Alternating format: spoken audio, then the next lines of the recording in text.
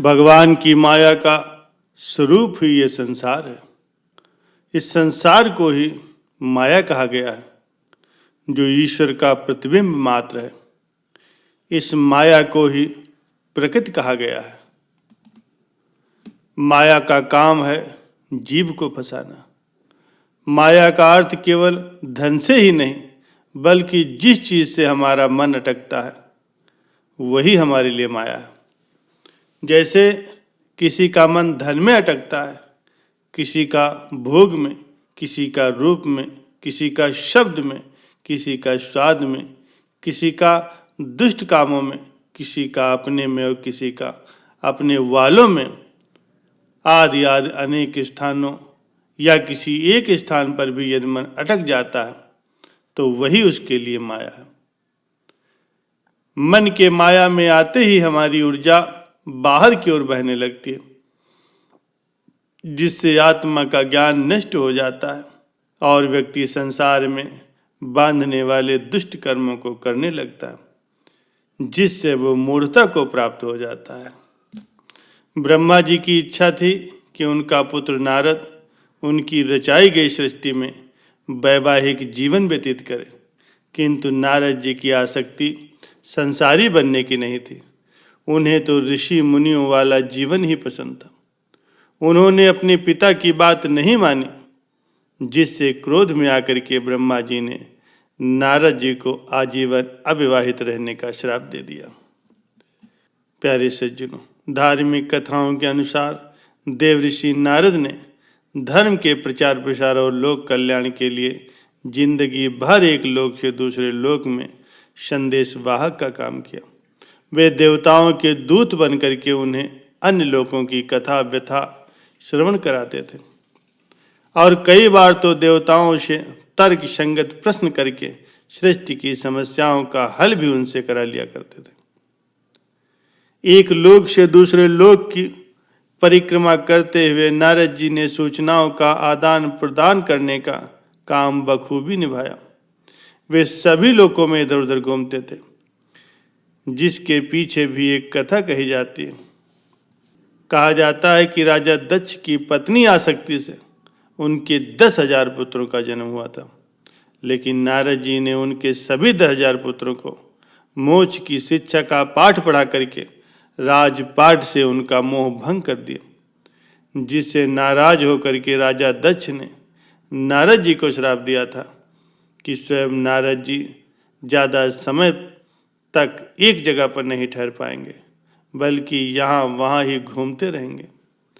अपनी कठोर तपस्या और ज्ञान से नारद जी ने देवलोक में ब्रह्म ऋषि का पद प्राप्त किया और वे भगवान विष्णु के परम भक्त थे और भगवान विष्णु के अत्यंत प्रिय भी थे। भक्त की पुकार, उनकी पीड़ा को नारद जी भगवान तक पहुंचा देते थे।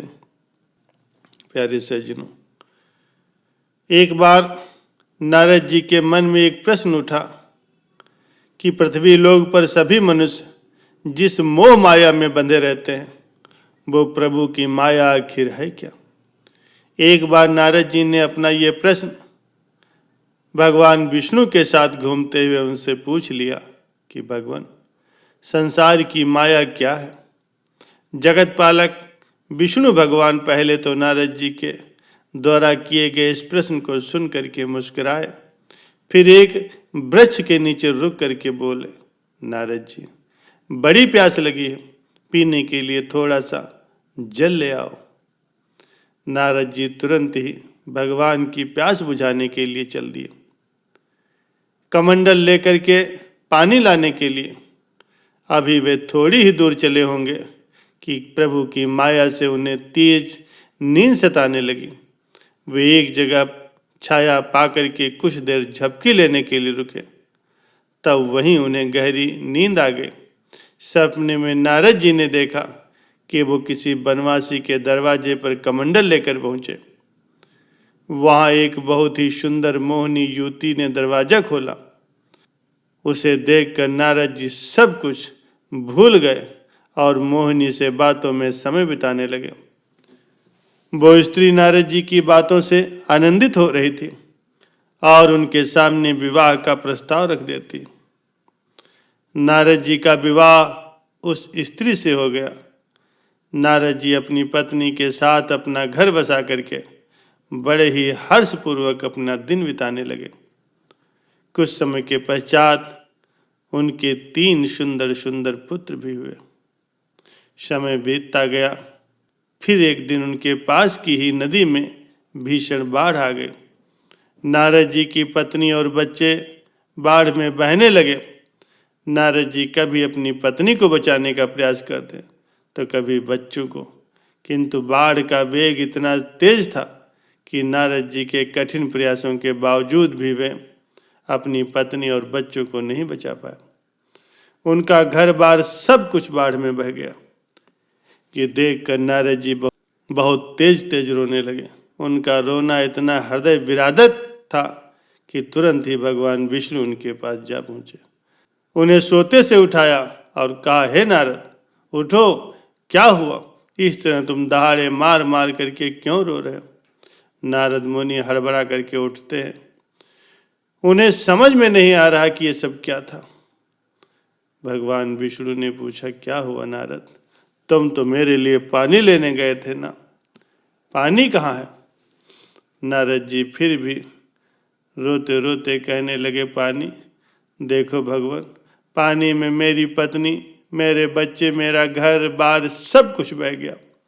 मैं बहुत पीड़ा में हूँ।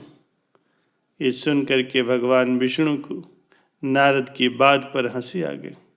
वो बोले, नारद जागो, स्वयं को पहचानो, तुम मुनि नारद हो और मैं भगवान विष्णु श्री नारायण हूँ।